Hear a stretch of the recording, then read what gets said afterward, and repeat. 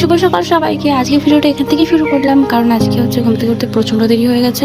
এমনিতেই মা বকছে ওইদিকে। তারপর আমি ব্রাশ করে ফেস করে প্রত্যেকদিনের মতো আজকেও ঘরে চলে। তারপর আমি একটু টোনার ইউজ করলাম, তারপর সোজা চলে গেছিলাম রান্নাঘরে কিছু একটা খাতি, কারণ সকালবেলা উঠে না খেলে তো আমার একটু ভালো লাগে। তারপর আমার কুট্টুকে একটু বিস্কুট খাইয়ে নিয়েছিলাম। কুট্টুকে একটু সকালবেলা হাজির হয়ে যায়, তোমরা তো জানোই প্রত্যেকদিন।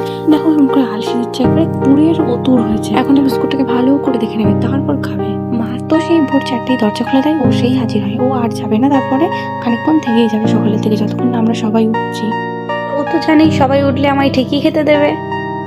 আর ওকে দেখো কত সুইট দেখতে না। আর আমি তো তোমাদের প্রথমে বললাম ও প্রচন্ড করে, দেখো এখনো পর্যন্ত শুয়ে শুয়ে খেয়ে যাচ্ছে, কিছু বলার নেই ওকে। মানে চিন্তা করা যায় ওর নাকি খেতে উঠতেও কষ্ট হচ্ছে। যাই হোক ওর কথা বার্তা, ও একটা গাধা, কুকুর না। তো ও যবে থাকতে আমাদের বাড়ি আসে, মানে ওকে একটু বেশি আদর করা হয়ে যায় সবাই, বাবা মা বোন, আমি ওকে অনেক ভালোবাসি আমরা সবাই। তারপর তো মা এখানে রান্না বসিয়ে দিয়েছিল। মা একটু ঘরে গেছিল বলে আমি একটু আঁকার পাড়ে একটু বসেছিলাম, তরকারিটা একটু দেখছিলাম নেড়ে চেড়ে কেমন হয়েছে। আমি রান্না বান্না পাই না, টুকটাক কই। আর কোনো দিন যদি মাকে বলি গ্যাসে রান্না করো আজকে, মা তো একদমই গ্যাসে রান্না করতে চায় না। তো কাদের মা উনুনে রান্না করতে এখনো অনেক ভালোবাসে, অবশ্যই কমেন্ট করে জানিয়েছি। তারপর তো আমার মা চলে এসেছিল আবার রান্নাঘরে।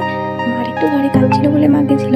আর মা আসলে তো মার হাত ঘোরানো, মার সবকিছু একদম আলাদাই। আর এই বাটিটাই আমি টেস্ট করতে দিচ্ছিল তরকারিটা কেমন হয়েছে এটা দেখার জন্য। তারপর তো আমি রান্নাঘর থেকে ঘরে চলে এসেছিলাম। ঘরে তো একটা কাজ ছিল আর ঘর মোছাটা বাকি ছিল, এটুকু কমপ্লিট করার জন্য। তো আমি চলো তাড়াতাড়ি করে ঘরটা মুছে নিই, তারপর তোমাদের সাথে আবার দেখা হচ্ছে। তারপর তো আমার টুকটাক কাজ ছিল, আমি বসে বসেছিলাম বরফ নিয়ে, কারণ একদিন যে পরিমাণে রোদ দিয়েছে আমি একদিন রোজই মুখে বরফ দিচ্ছি আর কি। আর পিম্পলে তো মুখে গাদা হয়ে যাবে নয়তো এমনিতেই। আর আমি শুনেছি বা আমি নিজেও দেখেছি যে একটু বরফ দিলে পিম্পল কম ওঠে। যাই হোক একটু বরফ দিয়ে নিই চলো। আর ওদিকে মা আমায় হয়তো কিছু বলছিল, আমি তার জন্য হাসছিলাম, কোনো একটা কিছু হয়েছিল, আমার ঠিক মনে নেই কি কারণটা। কিন্তু জানো তো যতই গরম পড়ুক না কেন আমার বরফ দিতে গেলে একটু শীত লাগে সব সময়তেই। তারপর তো আমার মুখে বরফ দেওয়া অনেকটা পরিমাণই হয়ে গেছে, আর আমার গাল দুটো ঠান্ডা বরফ হয়ে গেছে, ওটা আমি দেখছিলাম হাত দিয়ে। এরপরে তো আমি স্নান করে ঘরে চলে এসেছিলাম, আর মুখে একটু টোনারটা ইউজ করে নিয়েছিলাম। আর এটা ইউজ করার সময় না যদি কোনোভাবে চোখের মধ্যে একটু চলে যায়, খুব চোখটা জ্বালা করে, এই জিনিসটাই আমার কাছে খুব বিরক্ত লাগে। তারপর তো আমি অফ ক্যামেরায় চুলটাও আঁচড়ে নিয়েছি। তো চলো ঘরে যাওয়া যাক, আজকে বৃহস্পতিবার, এমনিতেই ঘরের লক্ষ্মী পুজো আছে, তো চলো সেটার জন্যই রেডি করা যাক সবকিছু। আর আজকে তো লক্ষ্মীবার ছিল, প্রত্যেক বৃহস্পতিবারই আমরা একটু ঘরের দরজায় মন্দিরে একটু আলপনা দিই। তো চলো আলপনাটা দিয়ে নিই আমি। এখানে আমি থালা বাসন, সমস্ত ফুল, ধূপ, গঙ্গা জল, সন্দেশ, ফল সব গুছিয়ে নিয়েছিলাম একটা। এরপরে সমস্ত ফল সন্দেশ ঠাকুরের থালে একটা একটা করে দিয়ে নিয়েছিলাম, তারপরে ঠাকুরের কাছে দিয়েছিলাম। আমার পুজো আর্চনা করতে না অনেক ভালো লাগে, তোমরা তো আমার অনেক ব্লগেই দেখেছো, বেশিরভাগই পুজোর ব্লগ।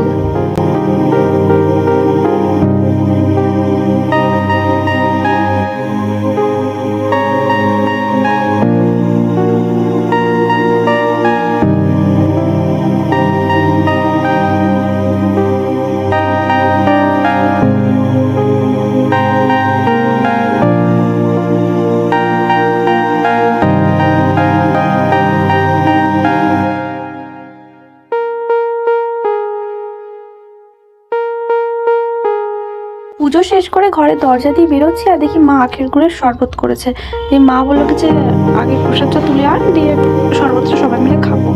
আর আখের গুড়ের শরবত খেলে না আমাদের সবারই অনেক ভালো লাগে। এরপরে তো মা আমাকে শরবতটা ঢেলে দিয়ে গেল, কারণ আমি সকাল থেকে কিছু খাইনি এখনো। বৃহস্পতিবার দিন আমরা একটু উপোস করেই পুজোটা দেওয়ার চেষ্টা করি। আর আজকে আখের গুড়ের মধ্যে একটু লেবুও দিয়েছিল, লেবু দিলে না আরও বেশি ভালো লাগে আখের গুড়ের শরবতে। দুপুরে খাওয়া দাওয়া করার পরে না আমরা ঠিক ঘুমিয়ে যাই প্রত্যেক দিন, মানে ইচ্ছেকৃত না হলেও ঘুমিয়ে যাই শুলেই। তো তারপরে চলে এসেছিলাম একটু ছাদে, আর সেই পুজো দেওয়ার আগে আমি একটু চুলটা আঁচড়েছিলাম, ওই জন্য ভাবলাম ছাদে যাচ্ছে তখন চিরুনিটা হাতে করিয়ে নিই। আর আজকে তো ছাদের ওপর গিয়ে দেখি ওয়েদারটা এত ভালো, পরিবেশটা এত ভালো লাগছে।